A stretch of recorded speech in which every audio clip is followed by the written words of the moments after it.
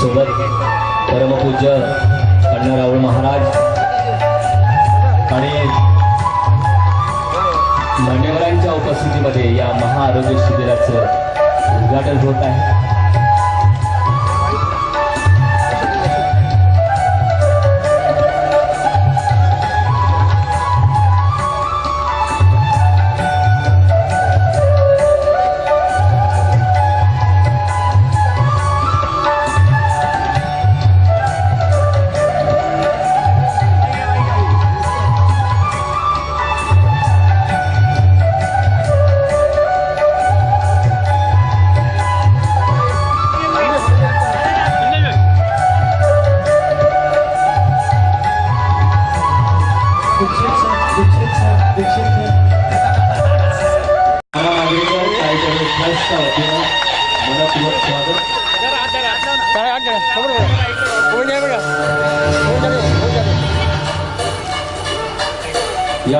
आपला परमेश्वर आई वडीलच असतो।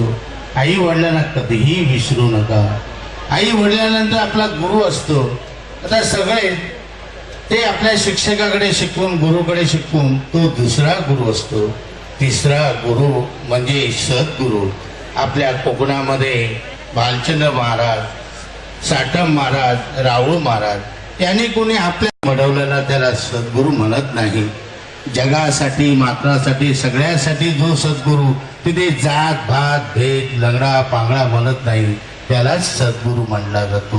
नाही तर महाराज खूप असतात ते महाराज तसा होत नाही। कारण महाराज का आकाशातून पडत नाही, आपल्याच आईच्या पोटात जन्माला आलेले असतात। काही महाराज असतात तिथून नमस्कार करा इथे पैसे ठेवा, त्याला महाराज म्हणत नाही। त्याला म्हणून सद्गुरु जो म्हटला जातो तो असा सद्गुरु असतो त्याला कुठलीही आशा नाही। अशातला आमचा हा बाप्पा नार्वेकर सद्गुरूच आहे। त्याला राजकारण नको आहे, त्याला गाय गरिबांची सगळ्यांची कृपा दृष्टी चांगलं व्हावं ह्याच्या मागे तो धडपड असतो। माझी ओळख त्या दोन गोळ्या आहेत कुणाची जेवणाच्या आधी कॅल्शियमची गरज असते आणि काही गोळ्या बाहेरनं लिहून देतोय त्या बाहेरनं घ्यायच्या इथंच त्रास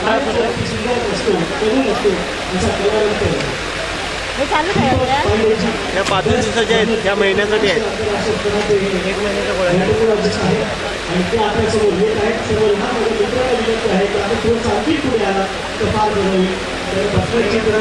आणि मलम देतो लावायला